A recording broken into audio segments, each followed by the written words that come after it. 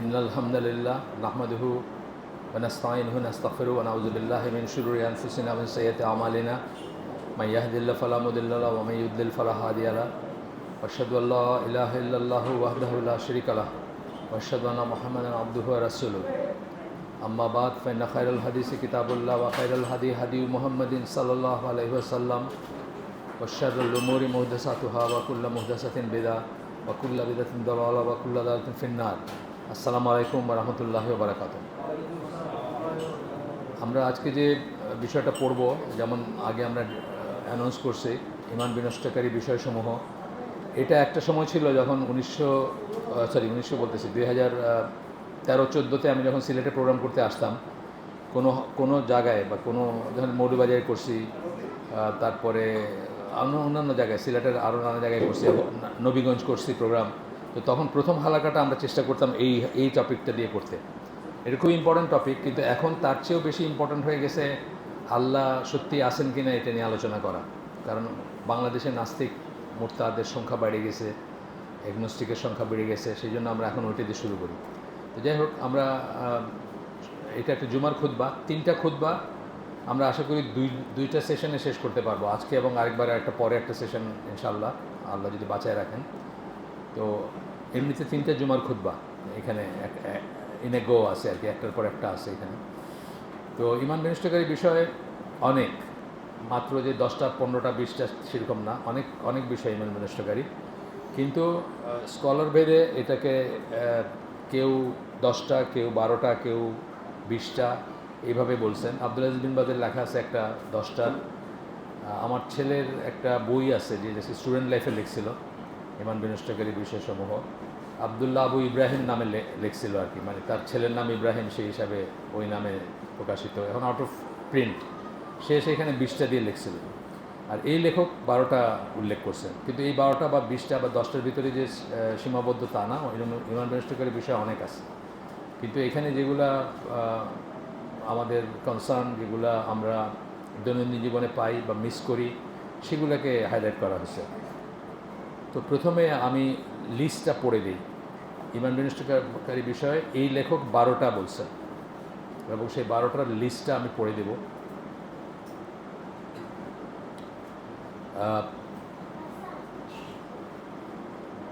প্রথম দেখেন, এখানে এইটা যেন ডিস্টার্ব না হয় এই সিস্টেমে। প্রথম পয়েন্টটা হচ্ছে আপনার 12টা পয়েন্ট বলবো আমরা একটা একটা করে। প্রথম হচ্ছে কোনো প্রকার বড় শিরকে লিপ্ত হওয়া। বড় শিরক কেন বলতেছি আমরা? কারণ এমন কিছু শিরক আছে যেগুলোকে আমরা ছোট শিরক বলি, যেগুলা কেউ করলে তার ঈমান নষ্ট হয়ে যায় না বা সে ইসলাম থেকে বের হয়ে যায় না, কিন্তু সেটা তার জন্য বড় একটা গুনাহ, কবিরা গুনাহ, মানে নর্মাল কবিরা গুনাহগুলো হচ্ছে বড়, কিন্তু সে ইসলাম থেকে বের হয়ে যায় না বা ঈমান নষ্ট হয়ে যায় না, সে তথাপি মুসলিম থাকে এবং মুমিন হিসাবে, মুসলিম হিসাবে, নর্মাল যে মুসলিম হিসাবে এক মুসলিমের উপর আরেক মুসলিমের যে হকগুলো অথবা সামাজিক যে অধিকারগুলো তার আছে, সেগুলো তার থাকে। সে জানাজা পায়, সে সালাম করলে উত্তর দেওয়া হয়, ইত্যাদি ইত্যাদি। তো এই জন্য বড় শিরকের কথা আসতেছে। কোনো প্রকার বড় শিরকে লিপ্ত হইলে আপনার ঈমান নষ্ট হয়ে যাবে, এটা প্রথমটা। আগে আমি লিস্টটা বলি, তারপর আমি ডিসক্রিপশনে যাব। এই লিস্টটা ইংরেজিতে পাওয়া যায়, বাংলায় পাওয়া যায়, আমরা দরকার হলে সাপ্লাই করব। এটা আপনাদের বাচ্চাদের অথবা ইভেন মানে গ্রোন আপদেরও টেবিলে বা কোথাও টাঙায় রাখতে পারেন, এতটুকু হবে যাতে বারবার দেখলে মনে পড়বে। একটা হলো যে জিনিসগুলো জানবেন, আর দ্বিতীয়ত নিজেকে চেক করতে পারবেন নিজের কোনোটা আছে কি না। অনেক সময় থাকতে পারে আমাদের ভিতরে, তো আমার ভিতরে ছিল এক সময়, তওবা করছি, এখন নাই, আমি বলবো না পরে কী ছিল। তো প্রথমটা হচ্ছে কোনো প্রকার বড় শিরকে লিপ্ত হওয়া। দ্বিতীয়টা হচ্ছে আপনার এবং আল্লাহর মাঝখানে আপনি যদি কাউকে মধ্যস্থতাকারী মনে করেন, এজেন্সি মনে করেন, কেউ আপনাকে আল্লাহর সাথে আল্লাহর নৈকট্য পাওয়ায় দিবে বা জান্নাতে টিকিট দিবে বা এরকম কিছু মনে করলে আপনার ঈমান নষ্ট হয়ে যাবে। তৃতীয়ত হচ্ছে কাফেরদেরকে কাফের মনে না করা, মানে যারা ডিক্লেয়ার্ড কাফের, অর্থাৎ ধরেন ইহুদি, খ্রিস্টান, হিন্দু, বৌদ্ধ, এদেরকে কাফের না মনে করেন। মুসলিম ছাড়া বাকি যারা আছে পৃথিবীতে, তাদেরকে আপনি কাফের যদি মনে না করেন, আপনার ঈমান নষ্ট হয়ে যাবে, কারণ তারা আল্লাহর অনুযায়ী কাফের, সেটা নষ্ট হয়ে যাবে আপনার। 4 নম্বর হচ্ছে আল্লাহ রসুল সাল্লাল্লাহু আলাইহি সাল্লাম যে বিধিবিধান নিয়ে আসছেন, সেটা কি? ইসলাম বা শরিয়া আমরা যদি বলি, আপনি যদি মনে করেন যে এর চেয়ে বেটার কোনো জীবন ব্যবস্থা আছে অথবা এটাকে রিপ্লেস করতে পারে মতো কোনো জীবন ব্যবস্থা আছে, দুইটা বললাম, একটা হলো এর চেয়ে বেটার কিছু আছে, আরটা হচ্ছে এটাকে রিপ্লেস করতে পারবেন, এইটার পরিবর্তে ওইটা দিয়ে আপনার জীবন চলবে, এটা যদি মনে করেন আপনার ইমান নষ্ট হয়ে যাবে। 5 নম্বরটা হচ্ছে ইসলামের কোনো অবিচ্ছেদ্য বিষয়কে আপনি যদি অপছন্দ করেন মন থেকে, এমনকি আপনি যদি সেটা করেনও তবুও আপনার ইমান নষ্ট হয়ে যাবে। যেমন ধরেন দাঁড়িয়ে রাখা কথার কথা, অথবা নামাজ পড়া। আপনি বাবার একমাত্র সন্তান, আপনাকে বাবা বলছে যে নামাজ না পড়লে আমি তোমাকে ত্যায্য করে যাব। তো বাবার কোটি টাকা সম্পত্তি আছে, এগুলো সব অন্য কাউকে দিয়ে দিবে, ত্যায্য হলে তার ছেলে কিছু পায় না। তো সেই জন্য আপনি মসজিদে যাওয়া আসা করেন, কিন্তু আপনি আসলে জিনিসটা করতেছেন কিন্তু আপনি পছন্দ করেন না, এরকম কিছু হলে আপনার ইমান নষ্ট হয়ে যাবে। 6 নম্বর হচ্ছে ইসলামের কোনো ব্যাপার নিয়ে, বিষয় নিয়ে হাসি ঠাট্টা করা, বিদ্রূপ করা। অনেক মানুষ আছে করে, মুসলমানই করে, পরে আমরা বলবো এটা এসে আপনার ডিসক্রিপশনে যখন যাব তখন বলবো। 7 নম্বর হচ্ছে জাদুটোনা, তন্ত্রমন্ত্র ইত্যাদি করা বা ইত্যাদির কাছে যাওয়া মানে করা, এবং যাওয়া কেন বলতেছে, কেউ জাদুটোনা করে আর কেউ গিয়ে করায়, দুইটাই ইমান নষ্ট হয়ে যাবে। বিশ্বাস করেন যদি আপনি যে এইটা দিয়ে এটা করা ঠিক আছে বা জায়েজ আছে বা এরকম করতে হয়, কিন্তু জাদুটোনা যে আছে সেটাতে কোনো সন্দেহ নেই, সেটা তো আমরা এমনি বিশ্বাস করি। ব্ল্যাক ম্যাজিক যেটাকে আমরা বলি, কালো জাদু বা ব্ল্যাক ম্যাজিক, সেটা ঠিক আছে, কিন্তু সেটা করা অথবা সেটার মানে সাহায্য নেওয়া আপনার ইমান নষ্ট হয়ে যাবে। এই জাদুটোনার ক্লজের ভিতরে আরেকটা আসে যে ভবিষ্যৎ গণনা করা, হাত দেখা বা আজকের দিনটি কেমনে যাবে, অথবা রাশিচক্র ইত্যাদি ইত্যাদি। 8 নম্বর হচ্ছে মুসলিমদের এগেনস্টে কাফেরদেরকে সাহায্য করা, অথবা আপনার আনুগত্য যদি কাফেরদের কাছে থাকে, আনুগত্য এলিজিয়েন্স বা যেটাকে আমরা বলি কি বলবো, বশ্যতা, সখ্যতা, এটা যদি মুসলমানদের এগেনস্টে কাফেরদের প্রতি থাকে, আপনি কাফেরদেরকে গিয়ে মুসলমানের গোপন জিনিস বলে দেন বা ঘর দেখায় দেন যে এই ঘরে আসেন মুসলমান মারার জন্য, আসে না অনেক মানুষ করে, তো এটা মুসলমান হয়েই করে অনেকে। আফগানিস্তানে এক শ্রেণীর আফগান সাহায্য করছে না আমেরিকানদের ন্যাটোকে, এদেরকে সাহায্য করছে মুসলমানদের মারার জন্য, কোথায় গিয়ে দেখাই দিছে এখানে আসে, সেইটা আর কি আসবে। আচ্ছা, 9 নম্বর হচ্ছে যে আপনি যদি এটা বিশ্বাস করেন যে কোনো মানুষ এর বেলায় শরিয়া প্রযোজ্য না, এই কথাটা মানে হচ্ছে যে কোনো মানুষ শরীয়তের ঊর্ধ্বে, তার নামাজ না পড়লে চলে, তার রোজা না রাখলে চলে, অথবা এই ধরনের ব্যাপার আমরা দেখব পরে এসে গিয়ে এরকম আছে মানুষ যারা নিজেরাও বলে এবং অন্যরাও মনে করে তাদের ব্যাপারে, যে বলে নিজে সে তার তো যাবেই, আপনি মনে করলে আপনার ইমান নষ্ট হয়ে যাবে। 10 নম্বর হচ্ছে না শিখে, না প্র্যাকটিস করে ইসলাম থেকে মুখ ফিরে নেওয়া। শিখাইলেন না, নিজে শিখলেন না, নিজের পরিবার সন্তানকেও শিখাইলেন না, প্র্যাকটিসও করলেন না, ইসলাম থেকে মুখ ফিরে নিলেন, আপনার ইমান নষ্ট হয়ে যাবে।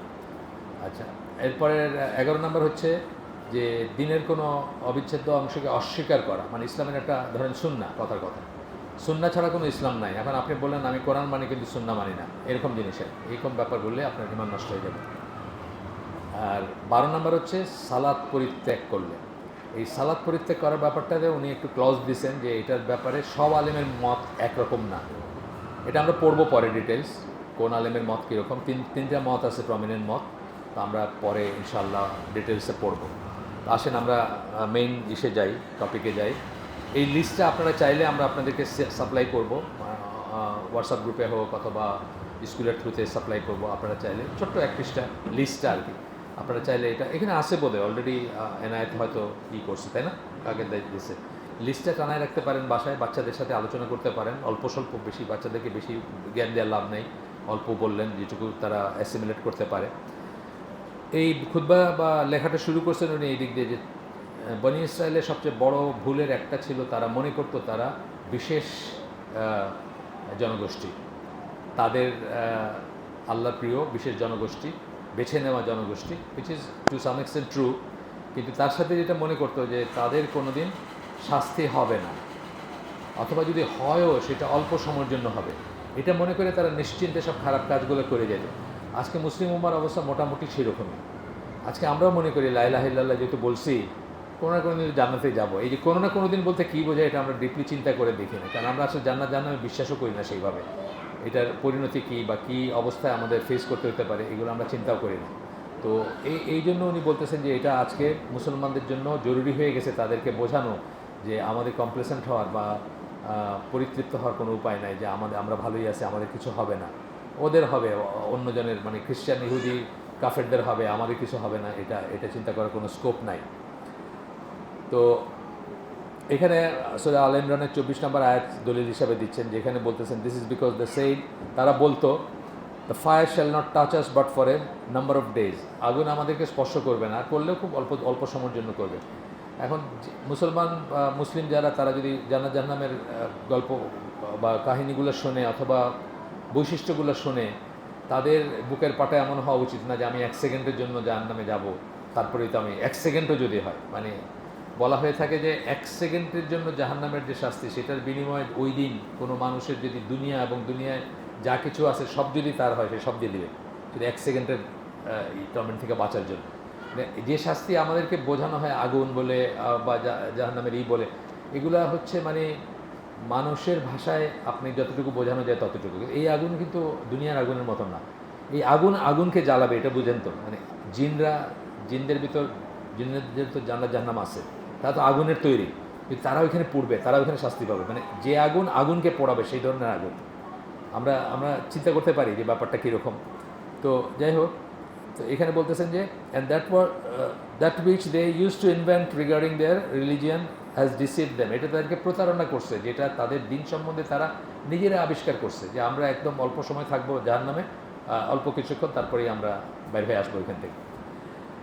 এরপরে এই আরেকটা আয়াত দিচ্ছেন এই লাইনেরই, সূরা মায়েদার 18 নম্বর আয়াত, সেখানে একই রকম কথা। অ্যান্ড বোথ দ্য জুজ অ্যান্ড খ্রিস্টান সেড, ইহুদি এবং খ্রিস্টান দুই গোষ্ঠী বলছে যে আমরা আল্লাহর সন্তান, চিলড্রেন অফ আল্লাহ, আমরা আল্লাহর সন্তান, অ্যান্ড হিজ লাভড ওয়ান্স, এবং তার ভালোবাসার বস্তু আমরা। আল্লাহ রসুলকে বলতেছেন, বলো why then does he punish you for your sins, তাহলে তোমাদের গুনার জন্য শাস্তি দেন কেন আল্লাহ? বনী ইসরাইলের কথা আছে না 2 বার, একটা তো কোরআনেই আছে, বা অন্যান্য সময় যেসব আযাব নেমে আসছে সেগুলো তো এইসব জনগোষ্ঠীর উপরে নেমে আসছে। তা আল্লাহ বলতেছেন ওই তোমরা হচ্ছ কেবলই মানুষ, of those he has created, Allah মানুষ সৃষ্টি করছে তাদের মতোই তোমরা মানুষ, তোমরা স্পেশাল কিছু না, আল্লাহ বলছে। যাই হোক, এটা ভূমিকা ছিল। তো অনেক মুসলিম এখন এটাই নিছেন, বিশেষ করে পশ্চিমা জগতে, এবং আমাদের দেশেও কম তা না, পশ্চিমা জগতে বেশি আর কি, যে তারা এই মানে কোনো একটা মুসলিম, নিজেদেরকে মুসলিম বলেন অথবা অন্যরা মুসলিম বলুক, এই পর্যন্ত রিলিজিয়ানের একটা বাক্স থাকে, ওখানে মুসলিম টিক দেওয়া, এই পর্যন্তই তারা মুসলিম, এবং তারা মনে করেন যে তারা জান্নাতে যাবেন, কি করলেন না করলেন সেটা ব্যতি রেখেই তারা জান্নাতে যাবেন। এটা একটা সেক্ট মনে করে মুসলমানদের ভিতরে, একটা সেক্ট পার্টিকুলারলি মনে করে, মুরজিয়া বলি আমরা যাদের, তারা মনে করে যে তারা লা ইলাহা ইল্লাল্লাহ বলছে একবার, সেই জন্য তারা জান্নাতে যাবে। আচ্ছা, এরপরে বলতেছেন যে এই কথা, মানে কেন ইমামের বিষয়গুলোর কথা বলতেছে, এই বিষয়গুলো তাদেরকে জাহান্নামে নিয়ে যেতে পারে এবং চিরজাহান্নামী করে দিতে পারে। এবং আমরা যদি নিজেদেরকে মুসলিম বলিও বা হয়তো ইসলামের অনেক কাজ করিও, কিন্তু এই বিষয়গুলোতে যদি আমরা জড়িত হই, তাহলে আমরা চিরকালের জন্য, আপনি যদি ইসলাম নষ্ট হয়ে যায়, ইমান নষ্ট হয়ে যায়, আপনি যদি ইসলাম থেকে বের হয়ে যান, তাহলে তো চিরজাহান্নামী, কাফেরা চিরজাহান্নামী না, তাহলে চিরকালের জন্য আপনি জাহান্নামী হতে পারেন যদি এই কাজগুলো করেন। সেই জন্য সেখানকার একদম মানে বেছে নেওয়া কাজগুলো আমরা এখানে আজকে আলোচনা করব। এরপরে একটা দিছেন, সব স্কলাররাই দিয়ে থাকেন, একটা সিমিলি বা একটা সাদৃশ্য, যেটা সেটা হচ্ছে যে ইসের সাথে, আপনার এই যে অজুর সাথে, যে আপনি যখন অজু করেন, আপনি যখন একজন মানুষ অজু করতে শিখছে, সে অজু করে, কিন্তু অজু কিসে যায় সেটা শিখে নেয়, তাহলে এমন হইতে পারে যে সে বাসা থেকে বাইরে হয়ে গেছে, অজু করে সারাদিন বাইরে থাকবে বা একটা জার্নিতে থাকবে, সে 5 ওয়াক্ত সালাতি পড়লো, কিন্তু তার কোনো সালাতি হয় নাই, বিকজ তার অজুটা ইমিডিয়েটলি নষ্ট হয়ে গেছে। তাইলে ইমান কিভাবে আমাদের হবে, কিভাবে আমরা ইমানদার হব, কিভাবে ইমান আনবো, কিভাবে মুসলিম হব, কিভাবে মুমিন হব, সেটা আমরা অনেক আলোচনা করছি। আমরা এখানে আকীদা নিয়ে, ইমান নিয়ে অনেক আলোচনা করছি। সেটা শেখার সাথে সাথে আমাদের এটাও শিখতে হবে যে ইমান কিসে যায়। কারণ এমন হইতে পারে যে একজনের বয়স 50 বছর, 10 বছর আগেই তার ইমান নষ্ট হয়ে গেছে, সে জানেও না। সেটা না জানাটা কোনো অজুহাত না। আপনি পিএইচডি কীভাবে করতে হয় জানেন, ডাক্তার কীভাবে হতে হতে জানেন, ইঞ্জিনিয়ার কীভাবে হতে হয় জানেন, আপনার বাসায় 1000 বছর ধরে হয়তো আপনার দাদার থেকে কোরআনের একটা কপি আছে আপনার বাসায় আছে, কিন্তু আপনি বললেন যে আমি তো এগুলো জানি না, এই অজুহাত চলবে না। আপনারা জানেন তো যে রাসূল সাল্লাল্লাহু আলাইহি সাল্লামের আগে 500 বছর কোনো নবী ছিলেন না। আহলুল ফাতরা বলে, যাদের যে সময়টার ভিতর কোনো নবী থাকে না। তো ওই সময় মানুষ তো আমরা স্বাভাবিকভাবে মনে করবো যে নবী ছিলেন না, ওরা জানবে কই থেকে। কিন্তু আপনারা হয়তো জানেন যে এই মক্কায় যারা বসবাস করতেন, মক্কার মুশরিক যারা, তাদের ভিতরে একটা শ্রেণী ছিলেন দিনে হানিফ অনুসরণ করতেন, মানে যারা একেশ্বরবাদী ছিলেন। তাদেরকে তো আল্লাহ একভাবে দেখছেন আর বাকিদেরকে আরেকভাবে দেখছেন। বাকিদের এই অজুহাত নেন নাই যে আমরা এত বছরে আমাদের ভিতরে কোনো নবী ছিল না, তো আমরা জানবো কেমনে, এই অজুহাত নাই। তো এই জন্য না জানার অজ্ঞতার অজুহাত কিন্তু অনেক কঠিন জিনিস। হ্যাঁ, কারো বেলায় খাটবে। অ্যামাজনে জন্ম হয়েছে, জীবনে কোনো দিন কোনো মুসলিমের সাক্ষাৎই পায় নাই সে, তার বেলায় হইতেও পারে। আল্লাহ বলছেন যে কোনো ওয়ার্নার বা কোনো মানে যারা করবে, হ্যাঁ, যারা আপনার সতর্ক করবে, সতর্ককারী, নাজির বলি আমরা কোরআনের ভাষায়, সতর্ককারী ছাড়া কাউকে উনি শাস্তি দিবেন না। হইতে পারে অ্যামাজনে যদি না গিয়ে থাকে বেঁচে যেতে পারে সে, কিন্তু আমাদের কিন্তু কোনো উপায় নেই। আমাদের তো চারদিকে কোরআন হাদিস ভর্তি না, প্রত্যেক বাসায় আছেন, এখানে যতজন আছেন সবার বাসায় একটা করে আসেন, আসে তো আমাদের অজুহাত খাটবে না। তো এই জন্য বলতেছেন যে আপনি একই সাথে অজুতে এবং অপবিত্রতায় থাকতে পারেন না। আইদার আপনার অজু আছে অথবা নাই, দুইটার কন্ডিশন একসাথে থাকে না। একইভাবে আইদার আপনার ইমান আছে অথবা নাই, দুইটা কন্ডিশন একসাথে থাকে না। আপনি খানিকটা ইমানদার খানিকটা বেঈমান হওয়ার কোনো স্কোপ নাই, এটা বলতেছেন।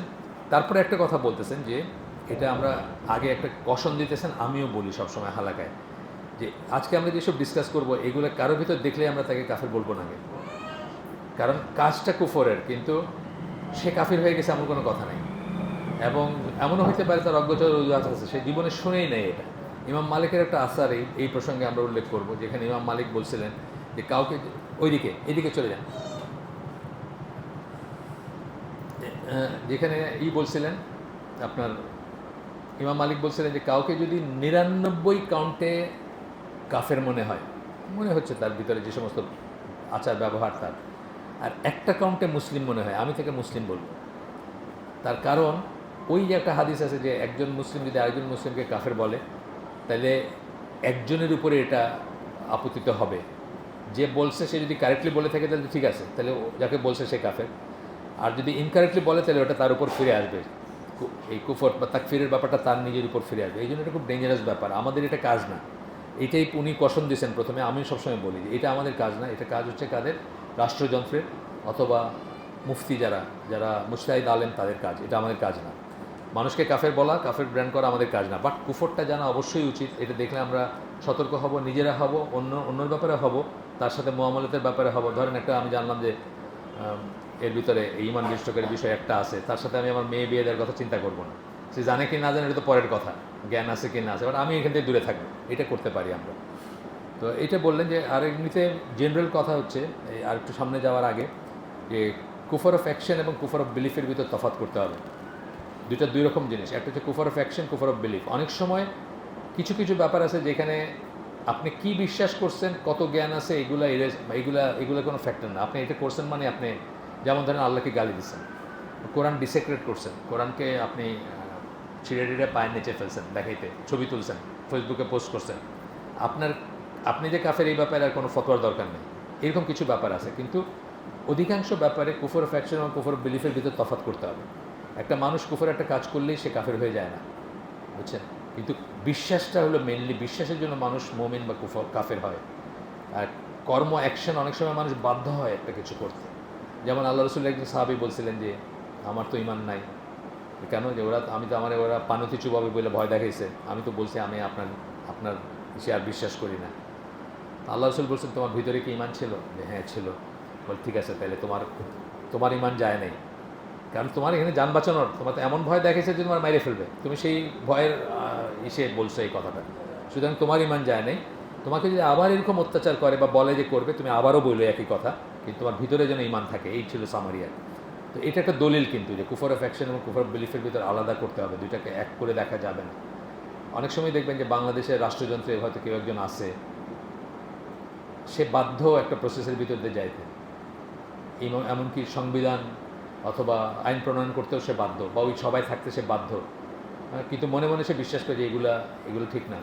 সে হয়তো ফাসিক, কিন্তু সে স্টিল বিশ্বাসী, সে কাফের না এখনও। এটা বোঝার ব্যাপার আছে। যাই হোক, অনেক সময় খারেজিরা এটা ডিফারেন্সিয়েট করে না। খারেজি বলে যে সেক্টটা আছে, যারা মনে করে যে মুসলমান কবিরা গুনাহ করলেই সে জাহান্নামী হয়ে যাবে এবং সে কাফের হয়ে যায়, তারা এটা ডিফারেন্সিয়েট করে না যে কুফর অফ অ্যাকশন এবং কুফর অফ বিলিফের ভিতরে যে তফাৎ হবে। এরকম আরও উদাহরণ আছে, সাহাবীদের থেকে আছে, যে সাহাবীরা একটা কুফরের কাজ করছেন, কিন্তু আল্লাহ রসুল তাদেরকে কাফের বলেন নাই, বা ইমান দোহরাইতে বলেন নাই, পুনরায় রিনিউ করতে বলেন নাই। আসেন এবার আমরা পয়েন্টগুলোতে যাই। প্রথম পয়েন্টটা কী বললাম? কোনো প্রকার বড় শিরকে লিপ্ত হওয়া। শিরকে এখানে 4 ভাগে ভাগ করছেন, 4 ধরনের শিরকের কথা বলছেন। এই 4টাই যে সব কিছুকে কভার করে অথবা এই 4টাই করতে হবে এমন কোনো কথা না। কেউ হয়তো 5টাও বলবেন, 6টাও বলবেন, ডিফারেন্টভাবে মানুষ এগুলোকে ডিফাইন করেন। কিন্তু মোদ্দা কথা হচ্ছে যে বড় শিরক লিপ্ত হলে আপনি ইসলাম থেকে বের হয়ে যাবেন। তো বড় শিরকের ভিতর কী আছে? প্রথমটাই হচ্ছে আপনার প্রার্থনায় শিরক। প্রার্থনা, আমরা দোয়া করি, এই দোয়া আল্লাহ ছাড়া কারোর দিকে নিসবত করলে, সম্পৃক্ত করলে, আপনি আরও কারো কাছে যদি দোয়া করেন, প্রার্থনা করেন, আপনার ইমান নষ্ট হয়ে যাবে। বাংলাদেশে এবং সারা দুনিয়াতে বহু মানুষ আছে যারা কবরের মানুষের কাছে, শাহজালাল শাহপরানের কাছে চায়, দোয়া করে হাত তুলে, বাবা শাহজালাল, বাবা শাহপরান, আজকে এই অবস্থা। বহু মানুষ আছে, সারা দুনিয়াতেই আছে, শুধু বাংলাদেশে না তাই, সারা দুনিয়াতেই আছে যারা চায়, যারা মনে করে যে মানুষ তাদেরকে দিতে পারে। এমনকি রসুল সাল্লাল্লাহু আলাইহি ওয়াসাল্লামের কাছে চায়, সেটাও শিরক। রসুলের কাছে আমরা কিছু চাইতে পারি না, রসুলের কোনো ক্ষমতা নাই এখন আমাদের জন্য কিছু করার। কিন্তু বহু মানুষ যারা হজে যায়,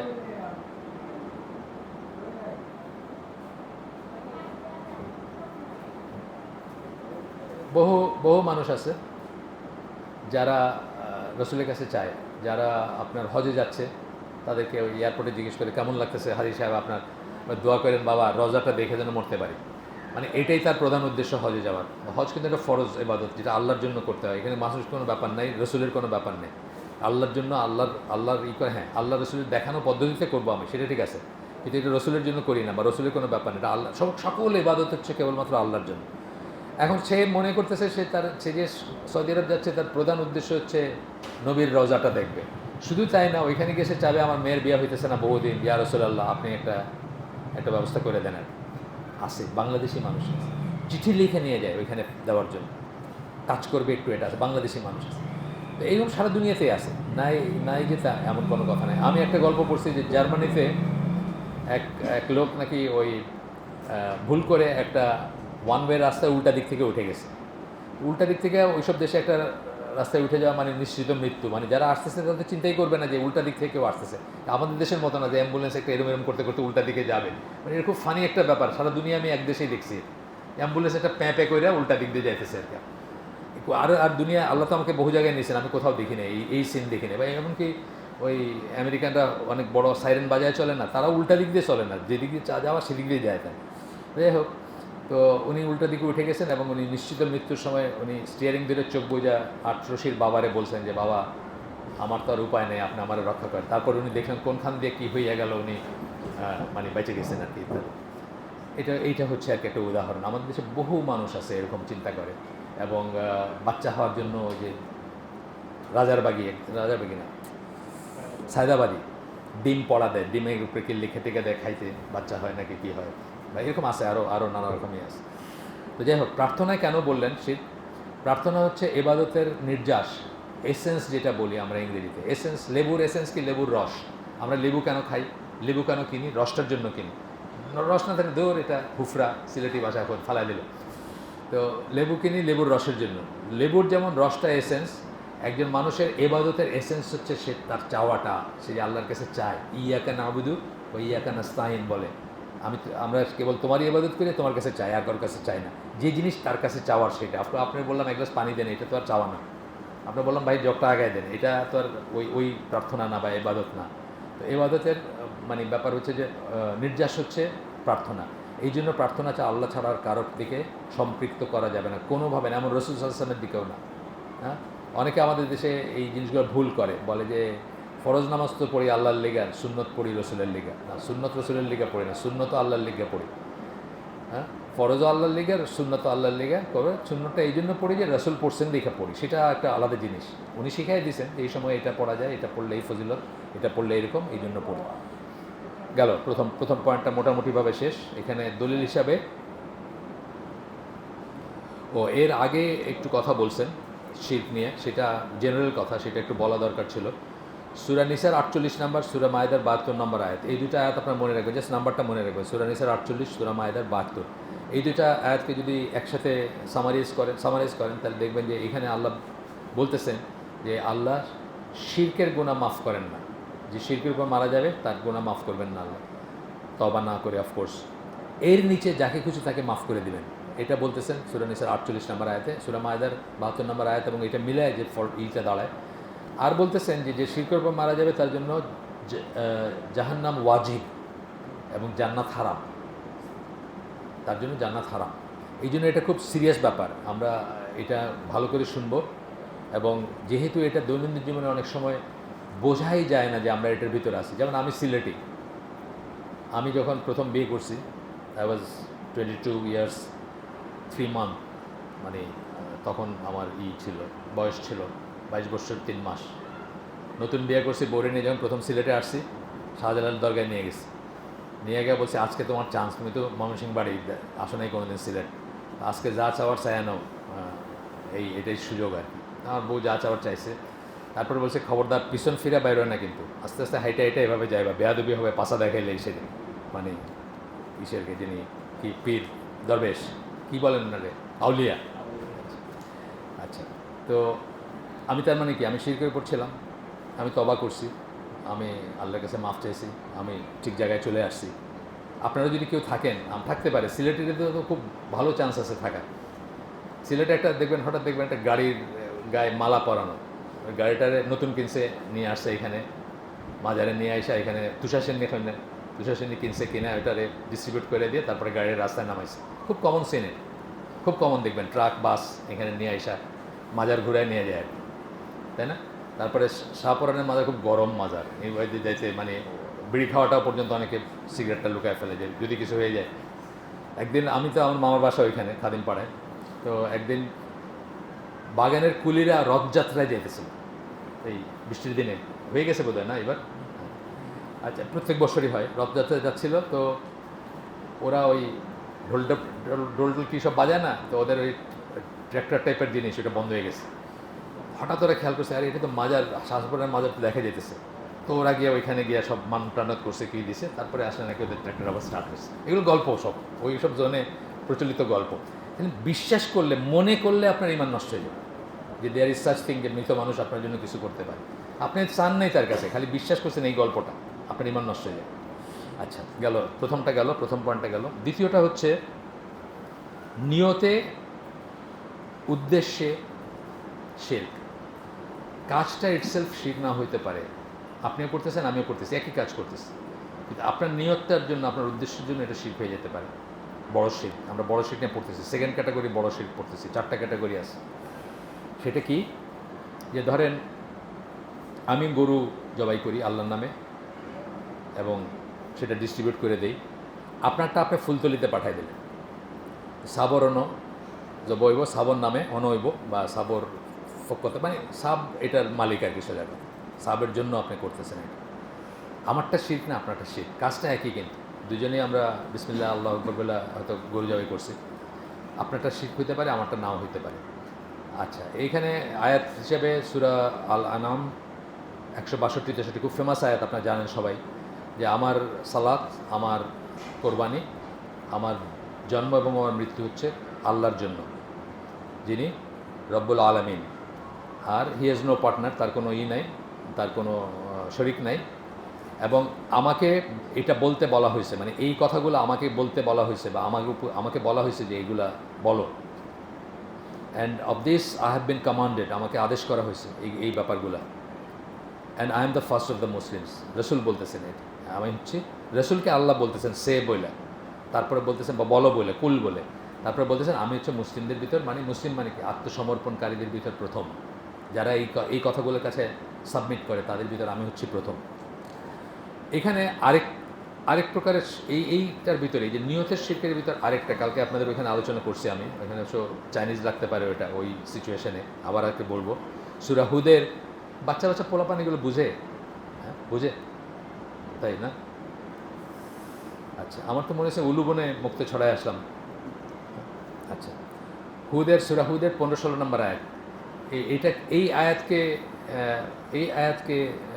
আয়াত দুইটাকে নিয়ে কথা বলতে গিয়ে হাফিজ ইবনুল কাইম বলছেন যে এইটাও শিরক। অর্থাৎ যে মানুষ সকাল থেকে সন্ধ্যা শুধুমাত্র দুনিয়ার ধান্দাতেই কাজ করে, দুনিয়ায় তাকে মোটিভেট করে, যার আখেরাতের কোনো চিন্তা নাই, সকালে বাইর হইলো কামাই কামাই কামাই কামাই করতে করতে পাহাড় কামাই করে আবার ফিরে আসলো, রাত্রে ঘুমায় আবার কালকে সকালে কী করবে এটা প্ল্যান করতেছে, এইটাকে একটা শিরক বলছেন, তার উদ্দেশ্যের শিরক, নিয়তের শিরক বলছেন হাফিজ ইবনুল কাইম। এখানে কি বলতেছেন, কেন বলতেছেন এটা? যে কেউ এই দুনিয়ার চাকচিক্য, এই দুনিয়া এবং এর চাকচিক্য কামনা করে, তাদেরকে আমরা, তারা যে জন্য কষ্ট করবে বা পরিশ্রম করবে, তাদেরকে পুরোপুরি তাদের দিব, পরিশ্রমের ফলাফল দিব আর কি,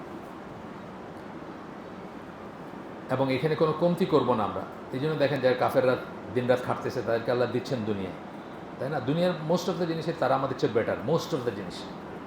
যদিও মুসলমানদেরও ভালো হইতে পারতো, কারণ কি,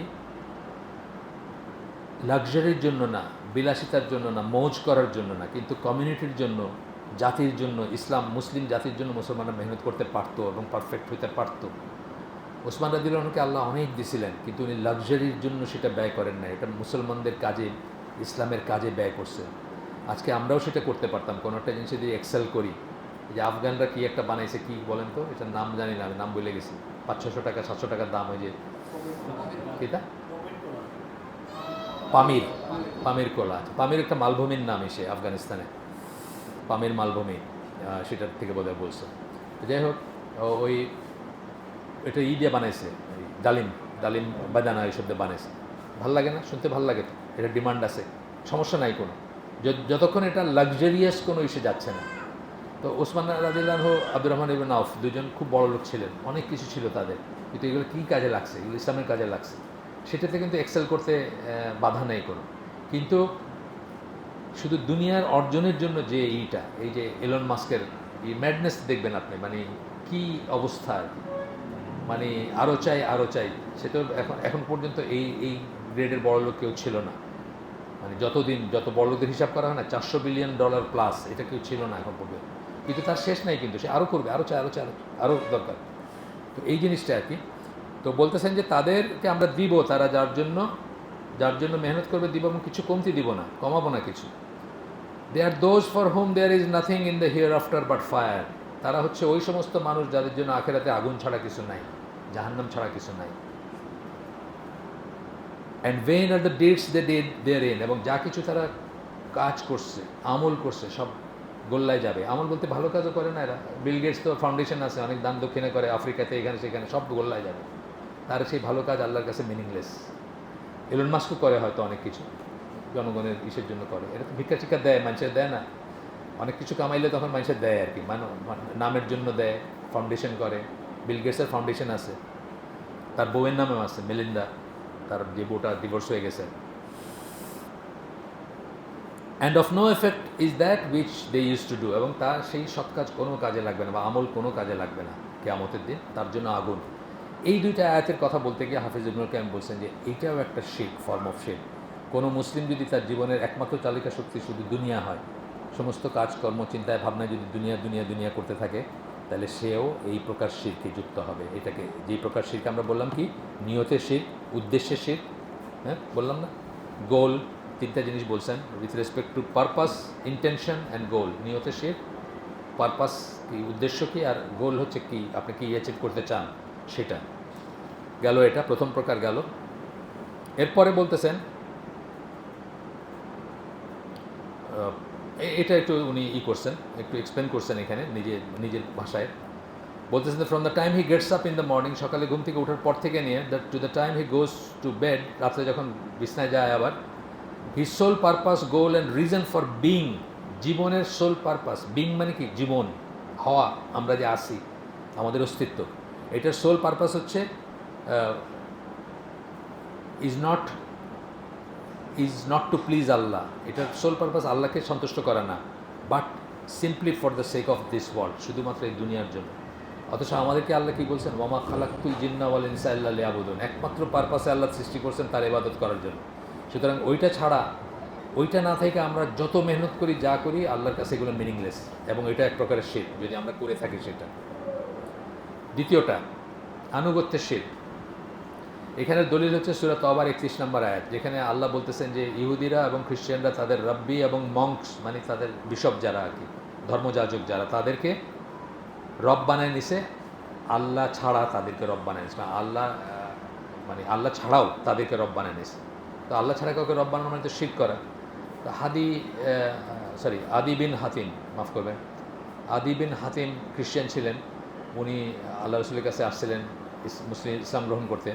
তো উনি এসে বলছিলেন যে আমি ইয়া রাসূলুল্লাহ, আমি এটা একটু বুঝতে চাই যে আল্লাহ এইভাবে কেন বললেন, এই আয়াতটা কেন বললেন, আমরা তো আমাদের ইসেদেরকে পূজা করি না, তাদেরকে রব মানি না, আমাদের যারা ধর্মযাজক তাদেরকে রব মানি না।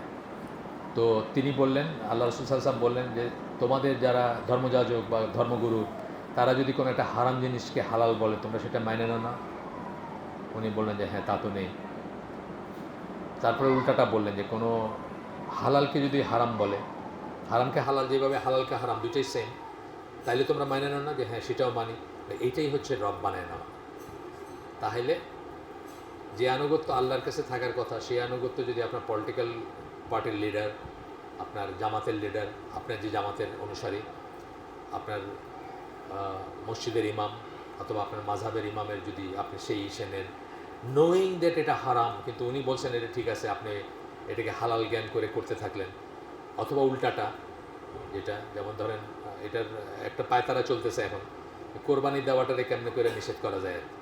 পায়তারা শুরু হয়েছে, এটা এখনও বাংলাদেশে এটা ডিফিকাল্ট হবে করা, কিন্তু একটু শিক্ষিত দেশটির সাথে নিয়ে চিন্তাভাবনা চলতেছে যে আসলেই তো অনেক পশু হত্যা হয়।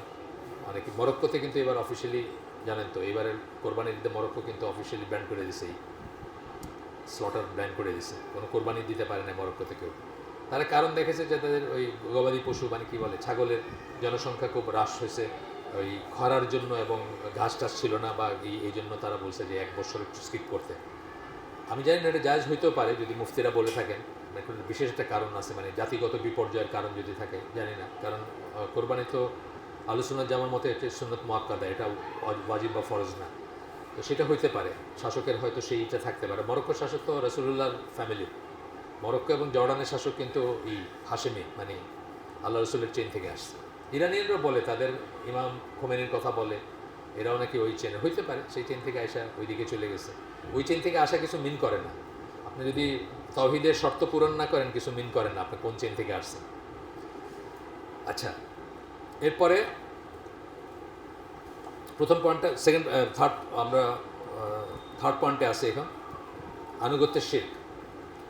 তো এটা আমাদের দেশে আমরা পাবো, ধরেন আপনি টেলিভিশন, নাটক, সিনেমা দেখতে খুব পছন্দ করেন, আমরা তো না করি আপনারা সবসময়। তো আপনি এমন হুজুর পাবেন, আমি দেখাই দিতে পারবো, হুজুরের কাছে গিয়ে বলবেন না না এগুলো পরিমিত দেখলে কোনো সমস্যা নেই, পরিমিতি দেখলে। এমনকি এমন হুজুর আছেন না, ইন্টারন্যাশনাল হুজুর আছেন, মেয়েদের সাথে হাত মিলানো বলছেন ঠিক আছে, একদম নাম করা 5 স্টার, মানে গেলে ভিড় লেগে যায় এয়ারপোর্টে, এরকম হুজুর আছেন, বলছেন যে মেয়েদের সাথে হাত মিলানোর কোনো সমস্যা নেই, মিউজিকের সমস্যা নেই। কয়েকদিন আগে শুনলাম ব্রু প্লাগ করলে সমস্যা নেই। আচ্ছা, এখন আপনি কি শুনতে চান আমারে বলেন, আমি হুজুর দেখাই দেবো, গেলেই এটা জায়েজ পাবে না। এইটা হচ্ছে এই কথাগুলো বলতেছেন যে তারা যখন হারামকে হালাল করে তোমরা মাইনে নাও না, আর হালালকে হারাম বা হারামকে হালাল যেটাই করুক মেনে নাও না, যে হ্যাঁ আমরা মাইনে নেব, এইটাই হচ্ছে রব বানায় নাও। আমরা এটা থেকে সাবধান থাকবো, আমাদেরকে কেউ বললেই আমরা ঝাঁপায় পড়বো না আর কি। তো বলছে যে one must be very careful, এটা থেকে খুব কেয়ারফুল হওয়ার কথা, কারণ if one believes that his ইমাম অর শায়েখ has the right two declare permissible what Allah has forbidden, তার ইমাম বা তার শায়েখ আল্লাহ যেটাকে নিষেধ করছে। বাংলাদেশ না, সিলেটের পপুলার বিলিফ হচ্ছে বোনদেরকে সম্পত্তি দেওয়া খারাপ কাজ, অমঙ্গল হয় দিলে, এগুলো খাইলে চিরজীবনের জন্য অভিশপ্ত, বোনরা যদি খায়। এটা আপনি বিশ্বাস করেন? বাংলাদেশের এই সিলেটের প্রচলিত বিশ্বাস এটা। সিলেটের মানুষ কিন্তু বোনদেরকে কিছু দেয় না। এবং আমার আত্মীয়ের ভিতর আছে, যে আত্মীয় স্বজনের ভিতর আছে যে ওই বাড়ির বউ তার ননদের হয়ে ননাসের হয়ে ফাইট করছে এগেনস্ট শাশুড়ি। শাশুড়ি কিছু দিবে না বোনদেরকে, মানে হাজব্যান্ডের বোনদেরকে কিছু দিবে না, আমার আত্মীয়ের ভিতরে আছে। এটা আল্লাহ, এটা রসুল বলছেন বা ফতোয়া বা ঘুরায় ফেরায় ফিকের কোনো বিষয় না, সরাসরি কোরআনে বলছেন আল্লাহ। মেয়েরা যে পাবে এটা সরাসরি কোরআনে বলা, এটা কোনো ইফ অ্যান্ড বাট নেই, কিন্তু বাংলাদেশে দেয় না। এবং হুজুর আমি দেখাই দিতে পারবো, গিয়ে বললো না না এটা খাইলে ভালো হয় না, এটা যেটা খাইনি তার বরকত নাই, কোনো যেটা বেটিনতে ফরাইজ খায়নি তার কোনো বরকত নাই, ঠিক না রে?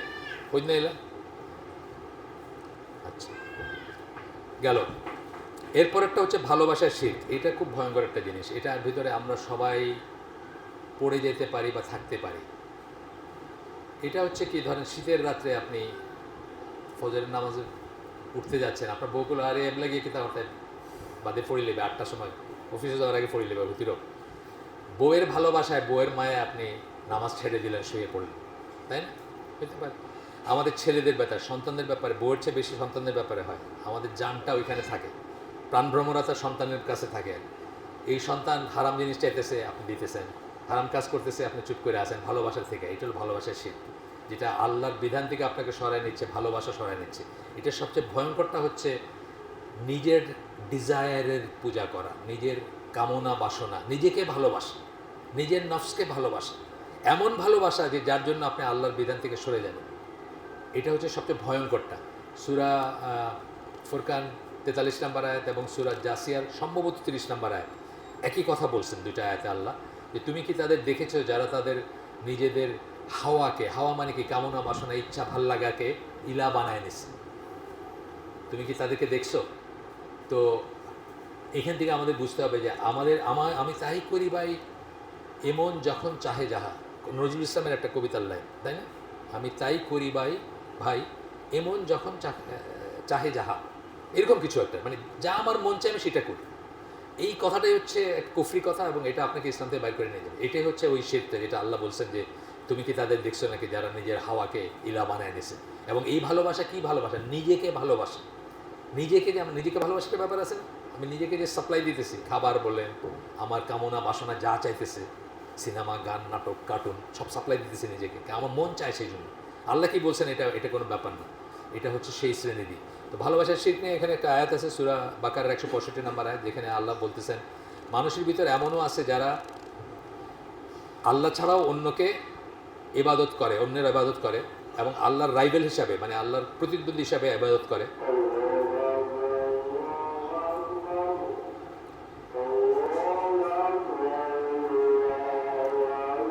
They love them as they love Allah. তারা তাদেরকে ভালোবাসে যেমন তারা আল্লাহকে ভালোবাসে। But those who believe love Allah more than anything else. কিন্তু যারা বিশ্বাসী তারা আল্লাহকে যে কোনো কিছুর চেয়ে, যে কারো চেয়ে বেশি ভালোবাসবে। এটা আমরা এই হালাকে আগে পড়ছি যে ঈমানের দাবি হচ্ছে আপনি আল্লাহকে যে কারো চেয়ে, যে কিছুর চেয়ে। দুইটা জিনিস বললাম, যে কারো বলতে সম্পর্ক যাদের সাথে আছে, আর যা কিছু মানে সম্পদ, টাকা পয়সা, দুনিয়াবি জিনিস, এগুলো। এই তো শেষ হয় না,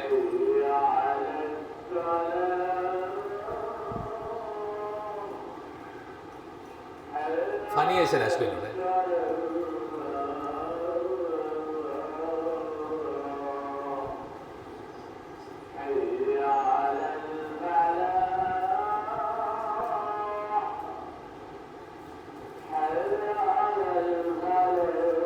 মাইক্রোওয়েভে দিছে বলে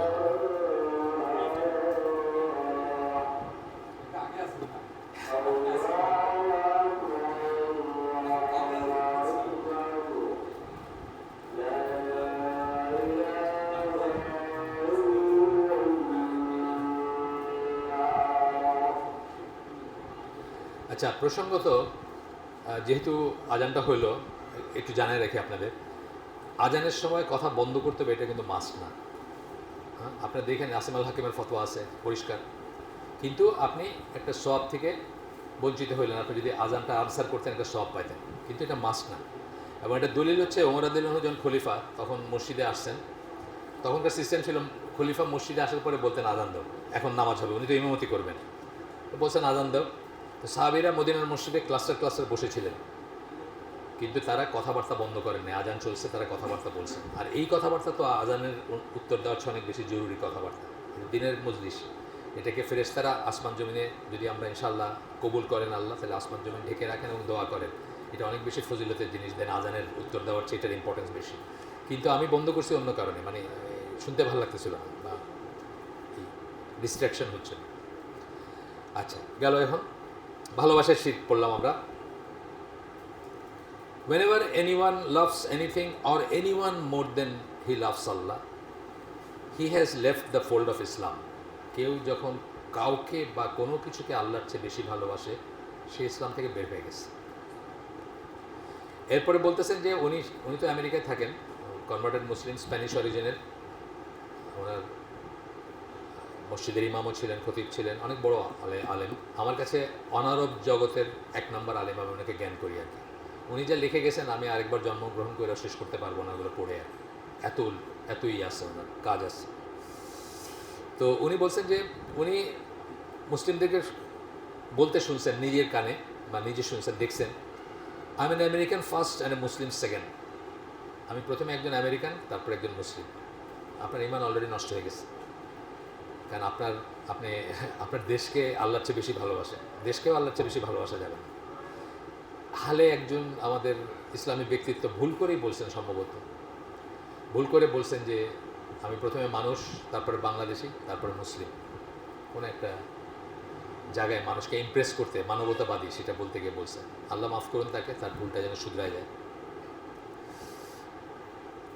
তারপরে বলতেছেন যে দিস টাইপ অফ শিরক can also be with respect two Jamaat or Islamic group. আপনি একটা গ্রুপ আছেন, অথবা ধরুন আইসিডি অথবা ইসিএস বা আরেকটা কিছু, সেখানে যদি আপনার আনুগত্যটা তাদের প্রতি আল্লাহর চেয়ে বেশি হয়ে যায়, যে আপনি অন্য কেউ ইসলামের কাজ করলে খুশি হন না, অন্য কারো হাত দিয়ে মুখ দিয়ে যদি ইসলামের কোনো তরক্কি হয় আপনি খুশি হন না, খালি আপনার গ্রুপেরটাই ঠিক, অন্যটা কিছু না, এইটাও ওই শ্রেণীর শিরকে পড়বে, ভালোবাসার শির। কারণ আপনি আসলে আল্লাহর জন্য ইসলামের কাজ করেন, আপনি আপনার গ্রুপের জন্য করেন, এই গ্রুপের মানে ক্রেডিট যে আমি এইটা করছি আর ওইটা করছি, এটা বলতেছেন উনি। যে সাম পিপল জয়েন দ্য জামা to work for the sake of Islam, but then they forget the goal and start working for the sake of the group. তারা সেই ইসলামের জন্য কাজ করার গোলটা ভুলে যান, ভুলে গিয়ে সেই গ্রুপের জন্য কাজ করতে শুরু করেন। Often they do not become happy when things go well for Islam and Muslims. Islam এবং মুসলিমের জন্য তরক্কি হয়, তারা হ্যাপি হয় না, but are only happy when thing go well for their group or party. তাদের গ্রুপ বা পার্টির যদি উন্নতি হয় তাইলেই তারা খুশি হন, অন্য কারো, যেটা আমি বললাম আর কি, সেটা যাই হোক দরকার নেই। এইটা 4 রকমের শিরক আমরা পড়লাম। ছোট শিরক, বড় শিরক আমরা বলছিলাম তখন, ছোট কুফর, বড় কুফরও আছে। সেগুলা বড় কুফর তো ইসলামের থেকে বাইরে নিয়ে যায় আপনাকে, বড় শিরকও ইসলামের বাইরে নিয়ে যায়। কিন্তু ছোট শিরক বা ছোট কুফর ইসলামের বাইরে নেয় না, কিন্তু বড় গুনাহ বা খুব সিরিয়াস গুনাহ, সেটা নিয়েও চিন্তার ব্যাপার আছে। এরপরে আমরা আসতেছি, প্রথমটা গেল আমাদের বড় শিরকের ভিতর 4টা ক্যাটাগরি পড়লাম, প্রথম পয়েন্টটা গেল। সেকেন্ড পয়েন্টটা হচ্ছে আল্লাহর এবং আপনার মাঝখানে কাউকে মধ্যস্থতাকারী মনে করা। এখানে সূরা বাকারা 186 নম্বর আয়াত কোট করতেছেন, যেখানে আল্লাহ বলতেছেন, এবং আমার বান্দারা যখন জিজ্ঞেস করে আমার সম্বন্ধে, বলো যে আমি তাদের কাছেই আছি। অন্য ইসে আসছে যে তাদের জুগুলার ভেন, এই যে এখানে যে ভেন থাকে শিরা, তার চেয়েও কাছে আমি তাদের কাছে আছি। I respond to the invocations of the supplicant. যারা আমার কাছে চায় তাদের চাওয়াতে, আমি চাওয়া মানে কি, দোয়া, প্রার্থনা, যেটা বললাম আগে, সেই প্রার্থনাতে আমি জবাব দিই। ওয়েন হি কলস অন মি, আমাকে যখন ডাকে তখন আমি জবাব দিই। তার মানে কি, এইখানে কি বলছেন যে কারো মাধ্যমে যাইতে হবে? এখানে বলছেন যে কোনো একজন বুজুর্গ, কোনো একজন পীর বা একজন লাইসেন্সধারী কারোর মাধ্যমে যেতে হবে? বলেন নাই। এই জন্য ইসলামের আমরা স্ট্রেট পাথ বলি না, সিরাতুল মুস্তাকিম বলি, স্ট্রেট লাইন বলি। স্ট্রেট লাইনের যারা ম্যাথমেটিক্সে পড়ছেন তারা জানেন, শর্টেস্ট ডিস্টেন্স বিটুইন 2 পয়েন্টস। হ্যাঁ, সবচেয়ে কম দূরত্ব যেটা, তা আল্লাহর সাথে সবচেয়ে কম দূরত্ব আমাদের, আল্লাহ তো বলে দিয়েছেন কোনো দূরত্বই নাই। তাহলে আমরা ঘুরে যাবো কেন এইভাবে? এখান থেকে এখানে যদি আমি এইভাবে যেতে পারি, আমি ওই দিক দিয়ে ঘুরে টুরে আবার যাবো কেন? আমার দরকার নাই তো কোনো সেটা। আচ্ছা, এখানে অনেক কথা আসতেছে। অনেকে বলেন যে আপনার প্রাইম মিনিস্টারের সাথে যদি দেখা করতে যাও, সরাসরি দেখা করতে পারো না। গিয়া প্রথমে তুমি ওই মানে সেক্রেটারির কাছে তোমার নাম ঠিকানা লিখে দাও, উনি ওনার কাছে পৌঁছাইতে তোমার অনেক সময় লাগে, তারপর যখন পৌঁছাতে পারলাম উনি তখন এগুলো লিখে নিয়ে প্রাইম মিনিস্টারের কাছে দিল, তারপরে প্রাইম মিনিস্টার বললে তোমার ঢুকতে দিবে। তো তাইলে আল্লাহ তো কত বড়, প্রাইম মিনিস্টার চেয়ে কত বড় না? তুমি সরাসরি আল্লাহর কাছে চলে যাবে, এটা কোনো কথা হলো? তুমি সাহেবের মাধ্যমে যাও, ফুলতলির সাহেবের মাধ্যমে, নাইলে আপনার ইসের মাধ্যমে, শাহপরানের মাধ্যমে যাও, শাহজালালের মাধ্যমে যাও, যদিও ওনার মৃত, জীবিতও আছে, এর মাধ্যমে যাও। আমাদের বেসের টিকিট বেচে না, সার্টিফিকেট টিকিট বেচে, বায়াত নিলে ই করে, অনেক আছে, আপনি পাবেন, খোঁজ করলেই পাবেন। তো আপনার একটা জিনিস আমরা খেয়াল করবো যে প্রাইম মিনিস্টার আল্লাহ এক না। একটা মানুষ যখন প্রাইম মিনিস্টারের সাথে দেখা করতে যায়, প্রাইম মিনিস্টার জানেন না তার অন্তরে কী আছে, সে কে কী কোথা থেকে আসছে কিছু জানেন না। আমার আল্লাহ আমাকে সৃষ্টি করার আগেই জানেন যে আজকে আমরা এখানে বসে হালাকা করবো, সুতরাং আল্লাহর জন্য কোনো মধ্যস্থতার দরকার নেই। এটা বলা মানে আপনি আল্লাহকে অপমান করলেন, একটা কারো মাধ্যমে যাইতে হবে। এই বইটা প্রাইম মিনিস্টার দেখলে এইটার চেহারা দেখলে এই পাশে কী আছে উনি জানেন না, কিন্তু আল্লাহ এই পাশেও জানেন, এই পাশেও জানেন। আমি যেটা মনে রাখছি সেটাও জানেন, যেটা করবো আশা করছি সেটাও জানেন, কী করতে যাচ্ছি সেটাও জানেন। সুতরাং এটা কোনোই না, তুলনা না। আচ্ছা, এখানে দুইটা কথা বলেন, ওসিলা নিয়ে একটা কথা আছে, এখানে একটু বলা দরকার, এই জায়গাটা বলা দরকার। ওসিলা ধরে একটা কথা শুনছেন না, কোরআনে আছে কিন্তু, ওসিলা তালাশ করো। এই ওসিলা তালাশ করো মানে মানুষ তালাশ করো সেটা না, ওই সমস্ত কাজ তালাশ করো যে সমস্ত কাজ তোমাদেরকে জান্নাতে নিয়ে যাবে। আছে না কত শর্টকাট আছে না? লাইলাতুল কদরের রাত্রে সারা রাত্রে আপনি আল্লাহর কাছে চাইলেন, শর্টকাট না? 1000 বছরে 1000 মাসের চেয়ে শ্রেষ্ঠ। তা আপনি এই শর্টকাটটা নিলেন, ওসিলা তালাশ করছেন যে এইখানে আল্লাহ বলছেন যে এই কাজটা করলে, হ্যাঁ, 1000 মাসের চেয়ে বেশি হবে, তাহলে আপনি 1000 দিয়ে মাল্টিপ্লাই করলেন বা যাই করলেন। আপনি মসজিদুল হারামে গিয়ে সালাত আদায় করলেন 1,00,000 গুণ। এইসব জিনিস তালাশ করবেন আপনি, যেসবের মাধ্যমে আপনি জান্নাতে যেতে পারবেন।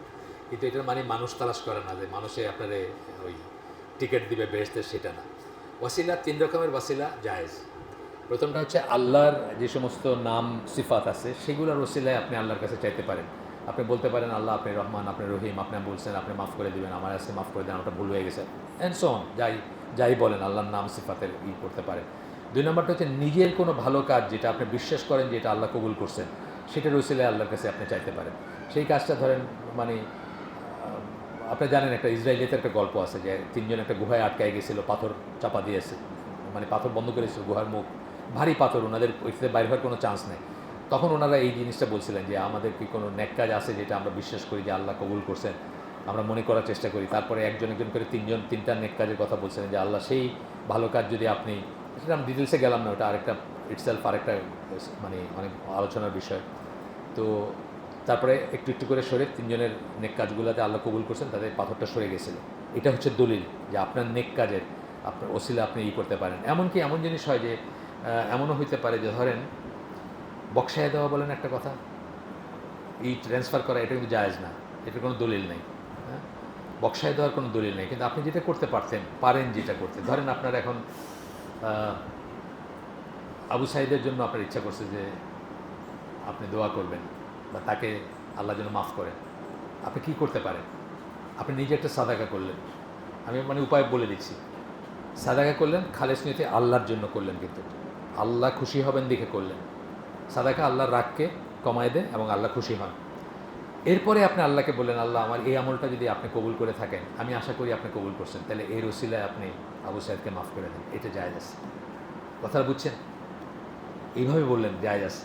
কিন্তু অন্য ওসিলা, এই যে আটরশি, তারপরে দেওয়ানবাগি ওসিলা, এইসব ওসিলার কোনো দলিল নাই এবং এগুলো শিরক, ইমান নষ্ট হয়ে যাবে, সোজা কথা। আচ্ছা, আর 3 নাম্বারটা বললাম, 3 নাম্বার ওসিলা যেটা যায় সেটা হচ্ছে আপনি জানেন যে একজন মানুষ খুব পায়েস, খুব পরহেজগার, খুব তাকওয়া মুত্তাকি, কোনো দিন মানে তাহাজ্জুদ মিস হয় না বা মিথ্যা কথা বলেন না, কাউকে খোটা দেন না, কারোর সাথে খারাপ ব্যবহার করেন না, জীবিত এখানে আসেন, আপনি তাকে বললেন যে আমাদের জন্য আপনি হাত তোলেন, এটা জায়েজ আছে। এটার দলিল হচ্ছে আব্বাস রাদিয়াল্লাহু আনহু রাসূলের মৃত্যুর পরে বেঁচে ছিলেন এবং ইস্তেসকার নামাজে রাসূল সাল্লাল্লাহু আলাইহি ওয়াসাল্লাম হাত তুলে আল্লাহর কাছে চাইতেন। তো ওনার মৃত্যুর পরে ওমর রাদিয়াল্লাহু আনহু ওনাকে বলছেন, আব্বাস রাদিয়াল্লাহু আনহুকে, যে এখন তো রাসূল আমাদের ভিতর নাই, আপনি আমাদের ভিতর একজন পায়াস মানুষ আর কি, মুত্তাকি অথবা পরেজগার, আপনি আমাদের জন্য হাত তোলেন আল্লাহর কাছে, বৃষ্টি চায় আর কি, ইস্তেসকার নামাজের সময়, এটা জায়েজ আছে। এই 3টা ওসিলা জায়েজ আছে, এছাড়া কোনো ওসিলা জায়েজ না। রাসূল সাল্লাল্লাহু আলাইহি ওয়াসাল্লামের ওসিলা নেওয়া যাবে না কিন্তু। এটাও অনেক ডিফারেন্ট নোট আমাদের জানা উচিত যে রাসূল সাল্লাল্লাহু আলাইহি ওয়াসাল্লামের কোনো উসুল আমরা নিতে পারি না। এখন এই মুহূর্তে রাসূল সাল্লাল্লাহু আলাইহি ওয়াসাল্লাম আমাদের জন্য কিছু করতে পারেন না। তিনি করবেন কখন? কিয়ামতের দিন শাফায়াত করতে পারেন। এটার জন্য দুইটা কন্ডিশন আছে। প্রথম কন্ডিশন হচ্ছে শাফায়াতের জন্য তিনি যে শাফায়াত করবেন এই ব্যাপারে পারমিশন লাগবে। এটা আমরা ওই পড়ছি বর্ণনায়, উনি সেজদায় পড়ে থাকবেন, আল্লাহ বলবেন যে উঠো, তুমি চাও তোমারটা শোনা হবে, তুমি চাইলে তোমার সুপারিশ শোনা হবে। আর 2 নম্বর শর্ত হচ্ছে যার ব্যাপারে সুপারিশ করবেন তার ব্যাপারেও পারমিশন লাগবে। আমরা এখনই জানি যে আবু লাহাব আবু তালেবের ব্যাপারে কোনো সুপারিশ নেই, জানি না, তার জাহান্নামী আমরা জানি। আমরা জানি যে ইব্রাহিম আলাইহিস সালামের বাবার ব্যাপারে কোনো সুপারিশ নাই, লূত আলাইহিস সালামের ওয়াইফের ব্যাপারে কোনো সুপারিশ নাই, তারপরে নূহ আলাইহিস সালামের ছেলের ব্যাপারে কোনো সুপারিশ নেই। আমরা এখনই জানি, আরও আছে এরকম মানুষ যাদের সম্বন্ধে জানি। সুতরাং যার সম্বন্ধে সুপারিশ করবেন তার ব্যাপারেও আল্লাহর পারমিশন লাগবে যে হ্যাঁ এর ব্যাপারে সুপারিশ করা যাবে। এটা আমরা কমন সেন্স থেকে বুঝি যে 30 পয়সায় তারে আপনি 3 গ্রেস দিয়া 33 বানাইতে পারেন, কিন্তু যে 3 পয়সা তাকে তো আপনি 30 গ্রেস দিবেন না, এটা এমনি বুঝি আমরা। এটা এখানে প্রযোজ্য হয়। আচ্ছা, 3 নাম্বারটা আমরা শুরু করি যতটুকু 2 লাইন, তারপরে আমাদের 8:30টায় আমরা শার্প শেষ করবো। আমার ফ্লাইট আছে 9টায় রিপোর্টিং, 10টায় ফ্লাইটে। আমি গিয়া একটু প্রিপারেশন আছে, আপনারাও একটু আপ্যায়ন থাকলে সেটাই করলেন, নামাজ পড়লেন।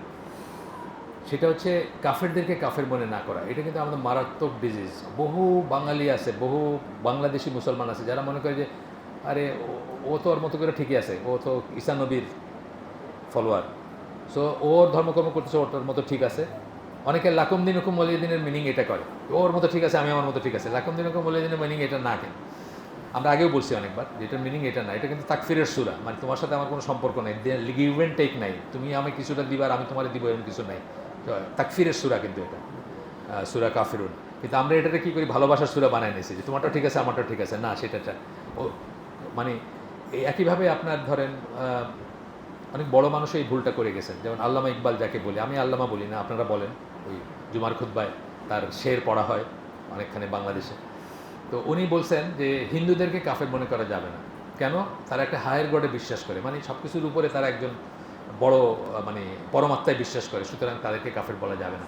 আল্লাহর সাথে তার হিসাব, আমি তাকে কোনো ফতোয়া দিচ্ছি না, কিন্তু এইরকম কুফরি কনসেপ্ট অনেক বড় বড় মানুষের ভিতর আছে, যাদেরকে আমরা শ্রদ্ধা করি, জুমার খুতবায় যাদের নাম নেই, সেসব মানুষের ভিতর আছে কিন্তু এইসব কনসেপ্ট, যে মানে কাফেররা কাফের না। সূরা মায়েদার 3 নম্বর আয়াত নাজিল হওয়ার পরে, ইসলাম পারফেক্ট হওয়ার পরে সারা বিশ্ব ব্ল্যাক অ্যান্ড হোয়াইট, গ্রে বলে কিছু নাই। সারা দুনিয়া 2 ভাগে বিভক্ত, দিনাল ইসলাম, দিনাল কুফর। আপনি হয় মুসলিম নাহলে কাফের, মাঝামাঝি কিছু হওয়ার উপায় নেই। সুতরাং মুসলিম ছাড়া বাকি যা আছে দুনিয়াতে যারা এক্সিস্ট করে সবাই কাফের, ইন জেনারেল কথা বলছে, এবং তাদেরকে কাফের মনে করতে হবে। আপনার মনে করতে হবে, এটা মনে করার কথা আসতেছে। মনে করাটা আপনার ইমানেরই, এবং মনে না করাটা আপনার ইমান নষ্ট হয়ে যাবে। তো আমরা আজকের জন্য শেষ করে দিব। সুবহানাকা আল্লাহুম্মা বিহামদিকা আশহাদু আল্লা ইলাহা ইল্লা আনতা আস্তাগফিরুকা ওয়া আতুবু ইলাইক। আমরা যে শুনলাম তার মধ্যে ভালো কিছু শুনে থাকলে সমস্ত প্রশংসা আল্লাহর, আলহামদুলিল্লাহ। খারাপ কিছু শুনে থাকলে সমস্ত ব্যর্থতা আমার, এবং সেটা শয়তানের তরফ থেকে। আল্লাহ আমাদেরকে তৌফিক দিন যে ভালো শুনলাম তার উপর আমল করার। আসসালামু আলাইকুম ওয়া রাহমাতুল্লাহি ওয়া বারাকাতুহু।